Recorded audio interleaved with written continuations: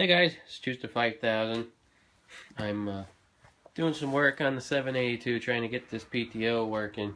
I had an issue with the magnet screwing up on me last time, and I'm going to show you what I found and so on here. So what I found out, if I can get this off now, this is a spacer I made. The rotor here,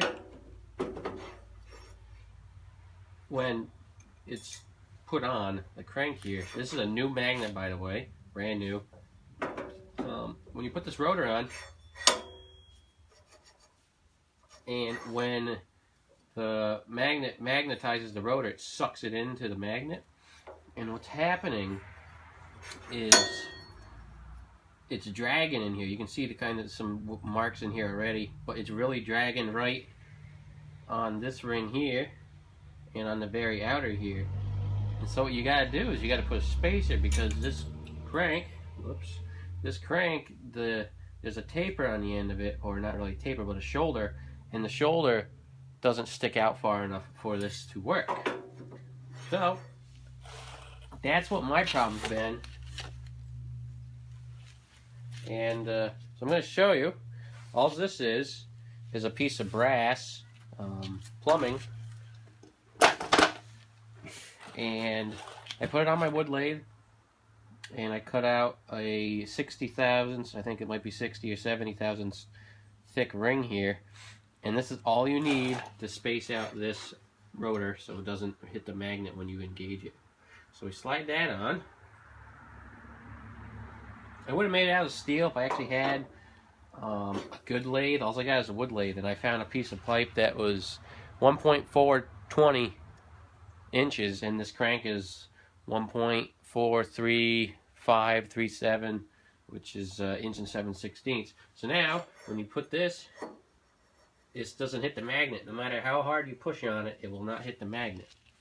So I finally figured out my problem. So now we're going to put this keyway in. This goes in flush still, nothing changes. I got the magnet. I've only got 2 bolts holding the magnet on. I don't have any more bolts. I'm gonna go get some here, but you got to make sure you have the right length bolts as well, because I had 2 long bolts and I had to space them.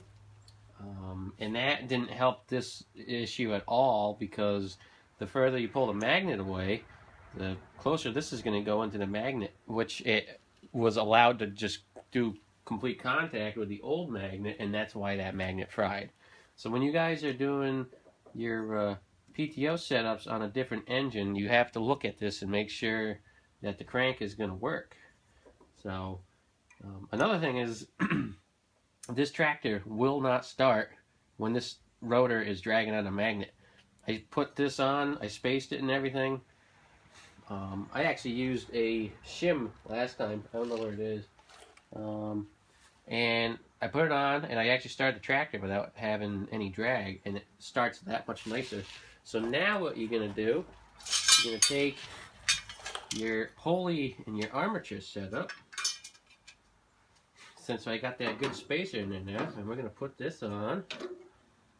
And I've already had this on, and I counted, I think it was 5 turns when these are flush here. And that should get my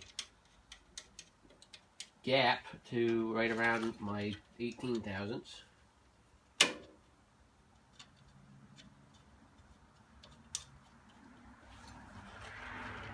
what do I got here? I gotta go. This right size, yep. We're gonna get these nuts flush. Yeah, it's about flush.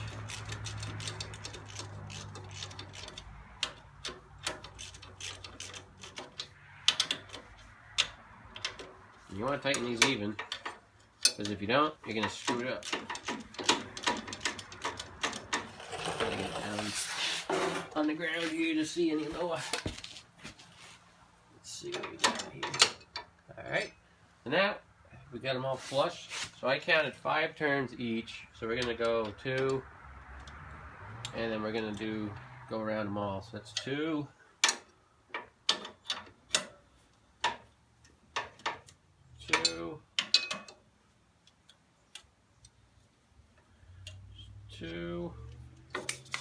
shouldn't even be close to touching yet. This should move pretty free. Okay. Do another 2.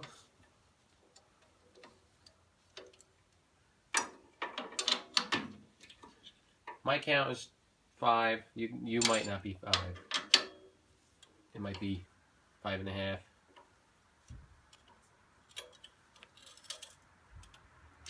That's 4. It's pretty tight now. That might be wrong because I did space it out as well. I didn't have such a big spacer last time, so we're going to go back a turn.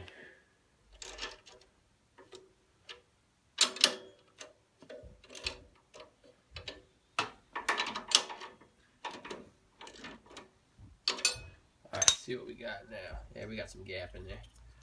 Should have gap all around.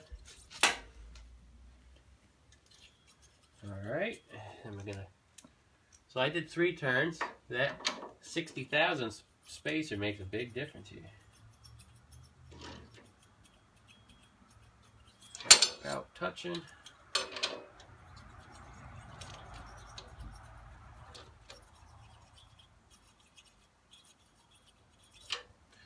That's about touching. You gotta do this a couple times.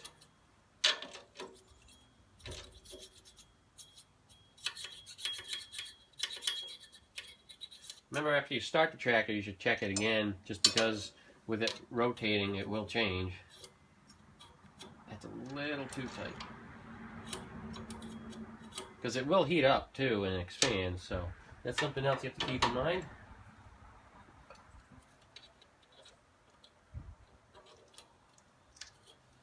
See, like that one's too tight. You don't want it too tight. You slide it in and out decent, that's what you want.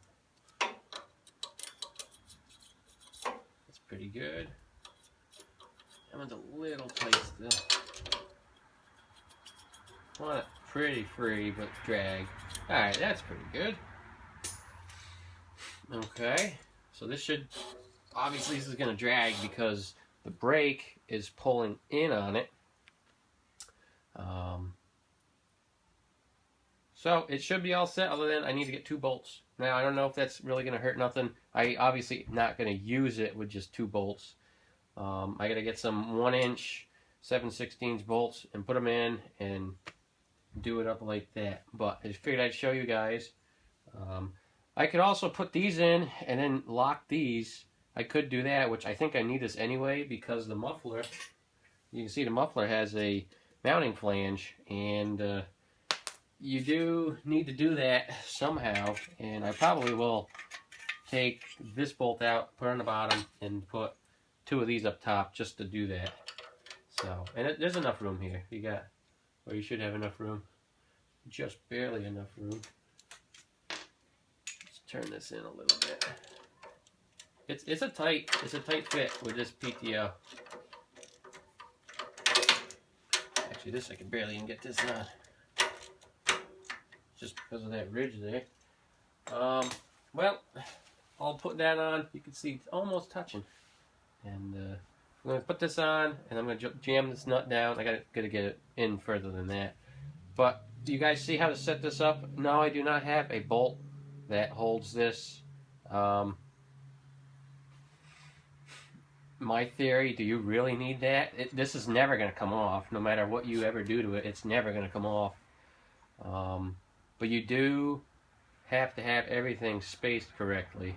And if you don't, you're going to burn up your magnet. And that's probably what happens 9 times out of 10 when one of your magnets blows or starts catching on fire and so on. So, here's my solution. I'll do an update video. If this does not work, then I'm going to have to figure out something else. That brass spacer ring, I don't know how long that's going to last either. Brass is actually fairly tough, even though that is pretty small. And you would have to put quite a bit of force on it to crush it. But I don't think it's going to matter. So, alright guys, I hope that helps you. That may solve some issues for some people that have PTO troubles. Also make sure your PTO is grounded good. I've talked to a lot of dealers and they've never heard of reverse polarity on a PTO magnet, just because a magnet will work either way. You have to have a ground and a power.